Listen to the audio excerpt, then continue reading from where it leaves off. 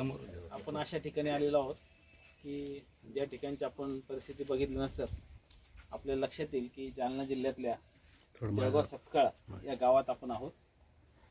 आणि मी या जिल्ह्याचा शिक्षणाधिकारी BR खरात आणि आपल्या समोर आहेत माझ्या उद्याचे म्हणजे ज्यांनी आत्ताच UPSC एक्झाम यशस्वीरित्या उत्तीर्ण झालेत आणि त्यांना IPS रँकसुद्धा मिळालेली आहेत. आपण सर्वप्रथम मी त्यांचं या जालना जिल्ह्याच्या शिक्षण विभागाच्या वतीनं, जिल्हा परिषदेच्या वतीनं आणि सर्व प्रशासन वतीनं आपलं स्वागत करतो. Okay sir. आज भिकनजी रोजेकर हे नाव एका 2 ते 3 दिवसांनी निकालानंतर पूर्ण जिल्ह्यात नव्हे तर महाराष्ट्रात पोहोचलं. याचं कारण असं आहे की आपण हे सगळं परिस्थिती बघितल्यानंतर अशा परिस्थितीतून एखादा तरुण IPS होतो ही जिल्ह्यासाठी फार अभिमानाची बाब आहे आणि त्यांच्या आईवडिलांसाठी आणि सगळ्या कुटुंबियासाठी अभिमानाची बाब आहे. मी सर आपल्याला या निमित्तानं जिल्ह्यातल्या शिक्षण व्यवस्थेला, शिक्षण विभागाला आणि विद्यार्थी आपल्याकडून प्रेरणा घेणार आहेत आणि म्हणून आपल्याला आपला एक प्रवास सुरुवातीपासून आपण विशद करावा. सर, माझं प्राथमिक शिक्षण जिल्हा परिषदलाच झालं आहे. ते चाळीसगाव तालुक्यामध्ये खानदेशात ते गाव एक टेकवाडे म्हणून. त्यानंतर 5वी ते 8वी वाडे या गावी, ते भडगाव यांच्यामध्ये. त्यानंतर आम्ही मूळ गावी आले. तिथे माझे वडील सालदार म्हणून होते पहिले. मूळ गावी यासाठी की वडिलांची तब्येत थोडी खराब झाली होती तर यावं लागलं. 9वी 10वी मी गावात विनय विद्यालयाला मराठी माध्यमातून. त्यानंतर 10वी मला चांगले टक्के पडले, म्हणजे 90% पडले होते. तर मी म्हटलं सायन्सच घेतो. सगळे म्हणायचे मी पण सायन्स घे, कारण की कुठेतरी सेन्स ऑफ सिक्युरिटी होऊन जाईल आणि करिअरसाठी पण इम्पॉर्टंट होतं. तर मी विवेकानंदला ॲडमिशन घेतलं, संभाजीनगरला सायन्सला. 2016ला माझी 12वी झाली. त्यानंतर 2016ला मी MHCET दिली MBBSसाठी. मला 149 आले. 150ला कट ऑफ लागला होता मेरिट. तर माझं MBBS नाही झालं. पण त्यावेळी म्हणजे अन्सार शेख सरांनी UPSC क्लिअर केली होती 2016ला. सर एवढे व्हायरल झाले होते, एवढे फेमस झाले होते. प्रत्येक न्यूजपेपरला रिक्षा चालकाचा मुलगा झाला ESC. तर ते आमच्यासाठी म्हणजे खूप मोठं इन्स्पिरेशन होतं. तर मी 12वीलाच ठरवलं मी काही BDS डेंटल करत नाही, मी एक BA करतो. पण ते थोडंसं फॅमिली प्रेशर वगैरे असं होतं की एक प्रोफेशनल कोर्स घे कोणता तरी, ज्यांच्यामुळं थोडंसं करिअर सिक्युरिटी वगैरे राहील समजा. तर मी BSc ॲग्रिकल्चर निवडलं. तर 2020ला BSc ॲग्रिकल्चर झाली. पण ते करत असताना मी NCERT वगैरे त्याचा अभ्यास करायचो. पण माझं असं होतं की माझी इंग्लिश एवढी चांगली नव्हती, म्हणजे थोडी वीकच होती. तर 2020ला लॉकडाऊन झाला, घरी आलो. 21लाही थोडंसं गावात आणि संभाजीनगरला रूम करून अभ्यास केला. 2022ला मी दिल्लीला गेलो सर.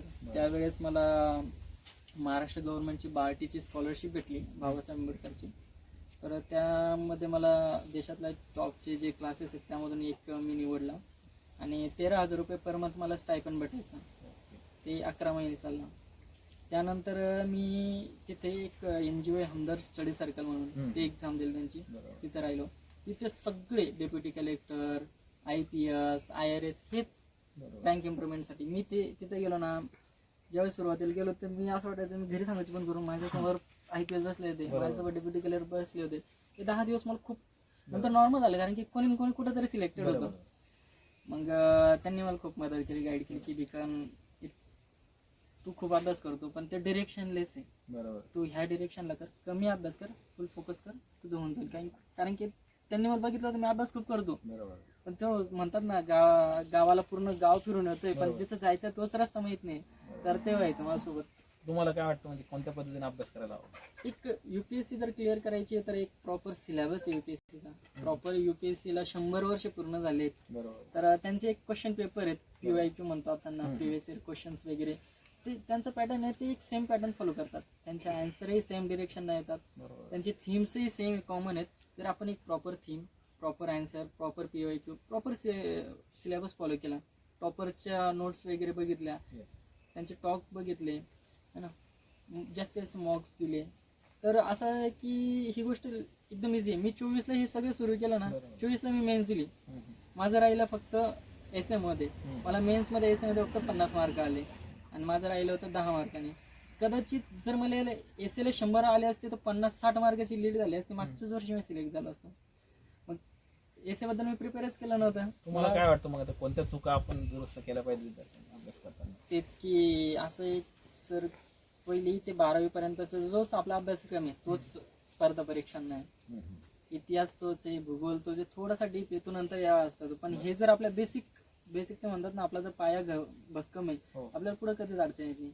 माझा पाया असा होता, मी मराठीतून गेलो तर मला ते इंग्लिशमध्ये होतं, थोडंसं वेगळं व्हायचं ते मग ते मला थोडा उशीर लागला, कारण की बॅकग्राऊंड असं होतं, आईवडिला शिक्षित होते, तर म्हणजे गायडन्स नव्हतं प्रॉपर. पण माझे भाऊ वगैरे ते असे होते, मी बघायचो ते शिक्षक होते, मी त्यांच्याकडे बघायचो आणि मला एकदम भारी वाटायचं की त्यांना रिस्पेक्ट भेटते, कारण की ते शिक्षक आहेत, क्लासेस घेतात, म्हणजे खूप. तर त्यांच्यामुळेच मी तो आदर्श ठेवला. आणि मला ह्या परिस्थितीत मला चुलत भावाने त्यांनी इतकी मदत केली. ते फक्त म्हणायचे, विकम तू कर, तुला काय पैसे लागते ना तू कर, तू मागं नको येऊ. तू जर मागे आला ना तर सगळं म्हणजे असं होईल की 4 वर्ष दिल्लीला गेला आणि मागे आला, मग दुसरे पोरं शिकणारच नाही म्हणे. त्यानं 4 वर्ष केलं पण त्याचं झालंच नाही, पैसे खर्च काय आदर्श निर्माण झाला. हा, तर तू यूज नको म्हणे, तुला काय पैसे लागतात तुम्हाला सांग. लोक म्हणायचे की ते तुला पैसे देत आहेत, पण जर तुझं नाही झालं तर जमीन विकायला लागन. तर भाऊन ते म्हणे, तू मला 1 रुपया पण देऊ नको वापस, तू फक्त अभ्यास कर. कारण की ते जे होतं ना त्यांचं म्हणणं की ज्यावेळेस तू होशील ना रोजेकर, एक नाव फेमस होईल. आणि ते तसंच झालंय. तर आज जर आपण युट्यूबला रोजेकर टाकलं तर गावाचं नाव येतं, गावाचं नाव टाकलं तर रोजेकर नाव येतंय. तर ते कुठतरी असं वाटतं की अचीव झालं. आई वडील एवढे मोलमजुरी करायचे, सालदारकी करायचे, तर ज्यावेळेस तुम्ही भेटताय साहेब, भेटत सगळे सीईओ मॅडम, SP साहेब वगैरे, तर असं वाटतं की मी काहीतरी अचीव केलंय. अजूनही मला वाटतं मी स्वप्नात म्हणून की खरंच सर, म्हणजे खूप भारी वाटतंय की सगळेजण याचे सगळ्यांना रिकॉग्नेशन म्हणजे करा वाटतंय की याने एफर्ट केले, याला रिकॉग्नाइज करा. आणि ज्यावेळेस कोणीतरी रिकॉग्नाइज करताना तर अजूनही वाटतं की म्हणजे आपलं ते परिश्रम 5 महिन्याची मेहनत कुठतरी सफल झाली. जिल्ह्यातले आपण जे विद्यार्थी आहेत, विद्यार्थ्यांना, जालना जिल्ह्यातल्या विद्यार्थ्यांना आपण काय संदेश द्याल? हेच सर की ज्यावेळेस मी इंटरव्ह्यूला गेलो तर ते म्हणे, Bhikan you are from drought prone region, most farmer suicides are from your region. म्हणजे फार्मर सुसाइडचा जिल्हा, दुष्काळग्रस्त जिल्हा, तर तू त्या जिल्ह्याचं म्हणे. त्यांना खूप खुशी झाली ज्यावेळेस त्यांना म्हटलं मी जिल्हा परिषद होता, तेव्हाही त्यांना खूप खुशी झाली. तर मी एकच म्हणणार आहे, जर तुम्ही ह्या परिस्थितीतून करताय ना, तर त्या लोकांना जे सगळ्या टॉपचे secretary, retired IAS IPS officer जे इंटरव्ह्यू बोर्डमध्ये, त्यांनाही खूप आनंद होतोय की नाही, हा ग्रासरूट लेवलचा मुलगा आहे. ज्यावेळेस ग्रासरूट लेवलचा मुलगा तिथपर्यंत जातो ना, त्यांना कळतं की याला सगळे प्रॉब्लेम माहिती आहे, ग्रासरूटमध्ये काय प्रॉब्लेम चालू आहेत, शिक्षणाला काय अडचणी आहेत, किंवा सगळे गावाच्या काय अडचणी आहेत, आणि परत मला इथंच काम करायचं आहे.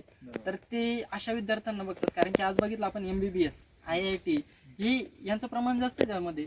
का की त्यांना मार्गदर्शन तसं आहे, त्यांचं एज्युकेशन तसं आहे, त्यांची व्होकॅब्युलरी, त्यांची अंडरस्टँडिंग, ग्रास्पिंग पॉवर तशी आहे. आपल्याला जर ते भेटलं ना सर, तर मला असं वाटतं की आपला जिल्हाही पुढे जाईल. तर मी तेच म्हणणार की कठीण मेहनत करत राहा, यश नक्कीच मिळतं. हे शेवटी एक दिवस होतं. आणि तुम्ही बघितलं सर परिस्थिती, फक्त फॅमिलीतला एक विद्यार्थी त्याने मेहनत केली ना, पूर्ण परिवाराची रूपरेषा बदलून जाते. आणि ते मला असं वाटतं की कुठेतरी आज सार्थक झालं. खरंच सर, निश्चितच आपण समाजासाठी, आपल्या कुटुंबासाठी आणि जिल्ह्यातल्या शिक्षण प्रणालीसाठी आपण आदर्श ठरलात. निश्चितपणे आपल्या भविष्यासाठी आपल्याला खूप खूप शुभेच्छा. थँक्यू. आणि आपल्या हातूनच